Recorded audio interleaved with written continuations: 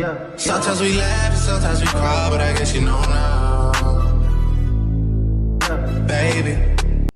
Hello guys, welcome back to my YouTube channel. Welcome back to the YouTube channel of Princess Ngogo, who has 1K.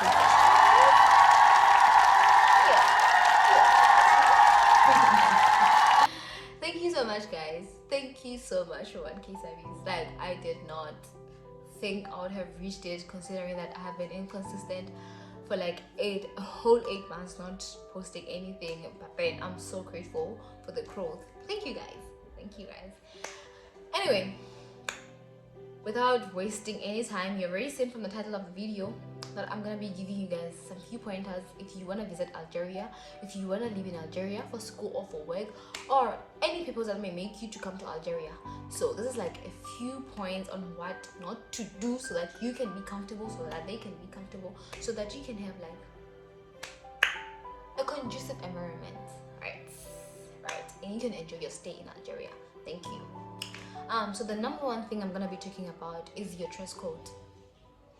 Your dress code.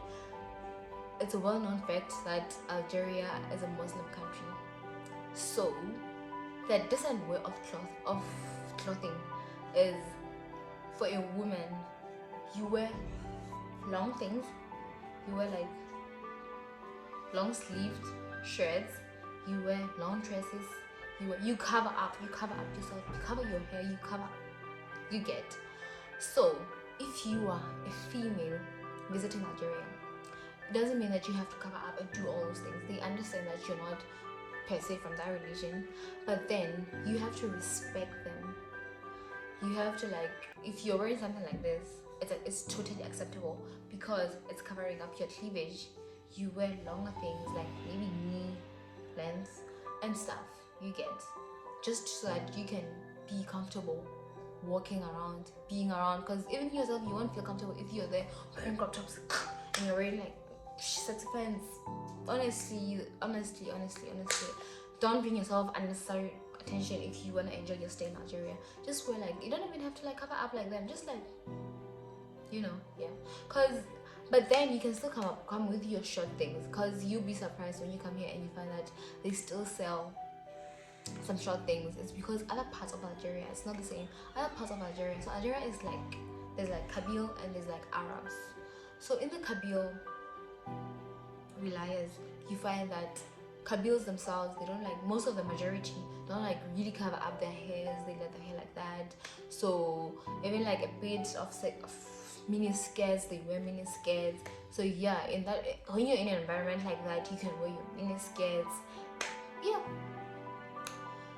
So the number 2 thing is PDA. You're a couple, you're visiting Algeria, please don't display your affection in public. Nope. Do not, when I say do not, I don't mean just kissing or anything like that. Don't even hold hands. It's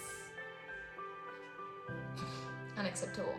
Because even if you just like hold hands, you find, as long as you're holding hands with an opposite sex, you just see, man, from the atmosphere, from the environment, wherever you be walking, people just not be happy, they'll just be disgusted, you know. So for you to like enjoy your stay, don't do that. Just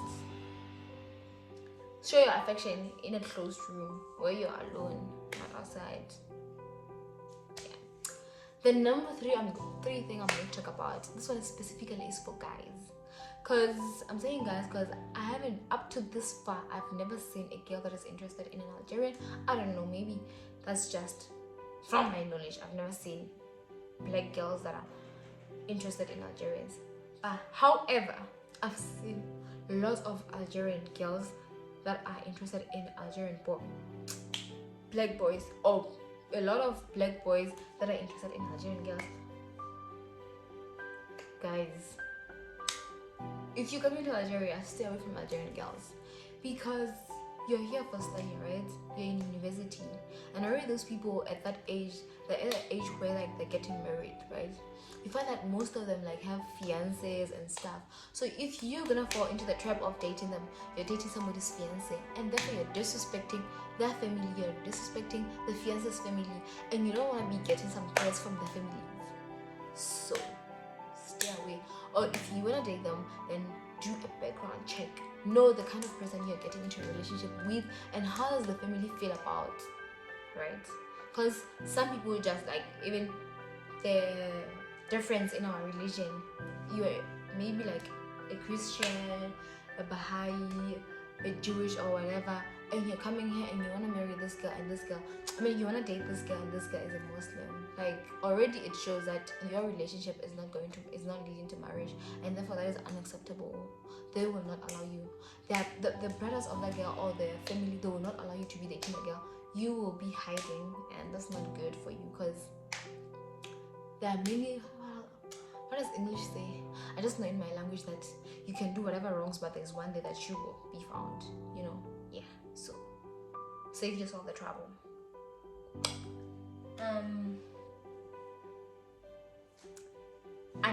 The next point is respect Ramadan.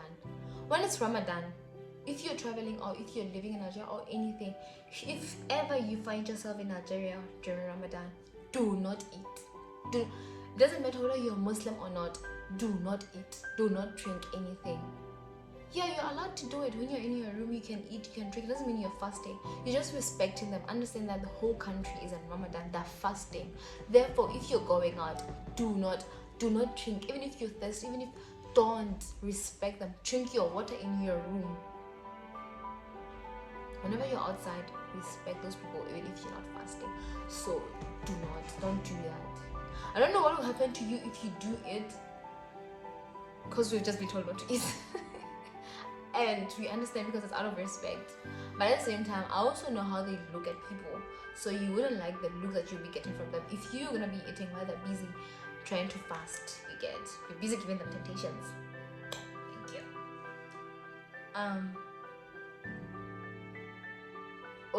This one applies to their dogs. So Algerians like pets a lot, right?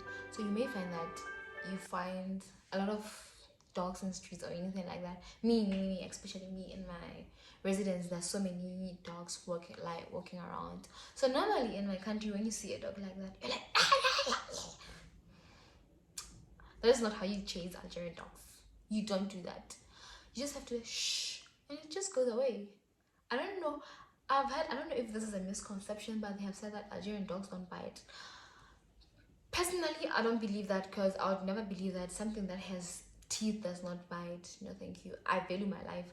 But like, you don't have to make noise. If you're making noise, then it's just gonna be making noise. Then, you're just getting yourself into more trouble. But if you just say shh, that's it. That's how you like chase an Algerian dog away. The next one is traveling. When you're traveling, travel with your documents. Travel with your documents, because there are so many black people in this country that are illegal, you understand? So the police are always like trying to look which ones are illegal and deport them.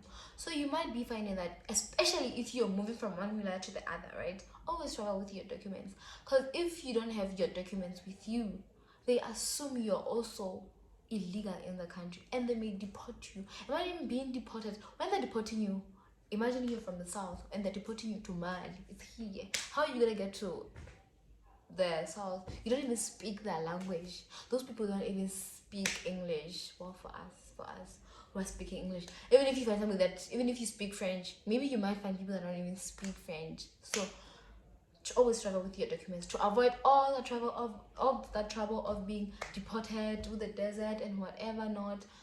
Travel with your documents all the time, so that whenever the police just approach you, you give them your documents, show them that you're legal, and then you proceed, right? And also, if you're a girl and traveling at night or traveling in crowded places, always make sure that you have someone with you.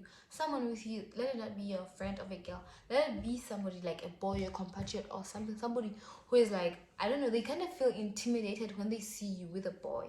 So always make sure that when you're traveling, you travel with a guy, like, to avoid being seated. I don't know, Algerian men have a tendency of sitting like this. Like, there'll be so many chairs that are available, but they won't sit together. They'll just be sitting one. And then when you arrive, you have to sit with them, because there's no like an empty, like why can't they sit together so that you get a space? You understand? They always have that tendency of like sitting one, and then you're forced to sit with them. And it's not all of them that are respectful. You find that you're sitting with somebody who's busy like touching you and the likes, you know. So it's always best to travel with a guy, because when you're traveling with a guy, they feel intimidated, you know, when you're traveling with a guy. But if you're just girls, they don't care. They're going to harass both of you. So to be safe, travel with someone who's a guy. No matter how small or anything, as long as they're a boy, they feel a bit intimidated. So, yeah. Know the language. Know the language. Know the language, because sometimes you might be traveling to a villa you've never been to, right? I like traveling and exploring and seeing like touristic places, because Algeria is beautiful. It has so many touristic places. So sometimes you find that you are in a wilaya where people don't even speak, like they're struggling. You find like you're looking for an Uber and you're going to a certain place, and this person that is your Uber driver does not even speak French at all. They're speaking Arabic. So at least if you have like knowledge of French, you can speak to somebody near, and then you tell them this and this and this and this and this, and they communicate with that person. But also you have to be careful about the person that you're gonna be giving your phone. Be very careful that you're not giving it to like, I don't know, I don't know, because I'm gonna say look at their faces if they look trustworthy for you to give them your phone. So yeah, that's one of the things that you have to do. Yeah, I think those are the things you shouldn't do when you're in Nigeria. Those are the things you shouldn't do or you should do. Because every time I said don't do this, I provided you with you should do this. Oh, and lastly, there's a misconception that Algeria does not have churches and stuff. There is churches in Algeria. They understand very well that we have different religions. However, there's like we have Roman Catholic churches, we have Anglican churches, we have Pentecostal, we have Seventh Adventists. However, you know how we pray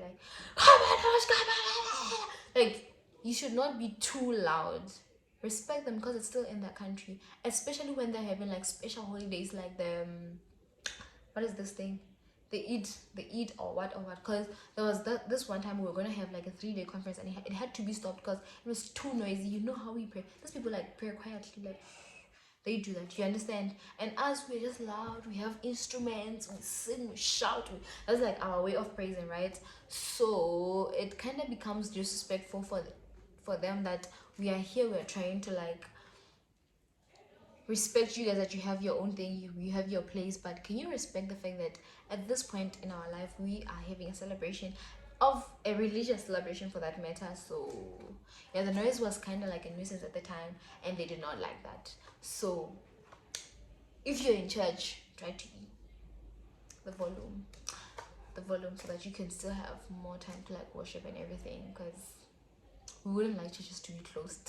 They never said the churches would be closed, but I'm just saying that at the time the police had to come to church and tell us that we're too noisy and we should stop whatever we're doing at the time. Yeah, so to avoid such, try to be like a bit low, still praise, still, but do your things, you know. So yeah, that's the end of the video, guys. I really hope this was very informative. See you next time. I think the one that's coming after this has to be a travel vlog, definitely, and I hope it comes as soon as possible, because I'm really trying to be this I'm trying this consistent thing, and it's not easy. Anyway, thank you guys. See you next time.